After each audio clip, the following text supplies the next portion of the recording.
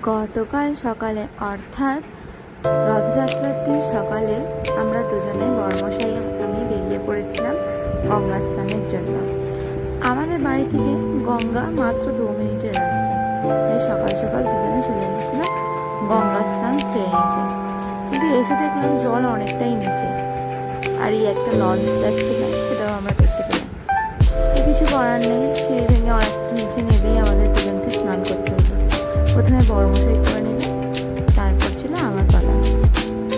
আমিও তারপর স্নানটা সেরে নিলাম।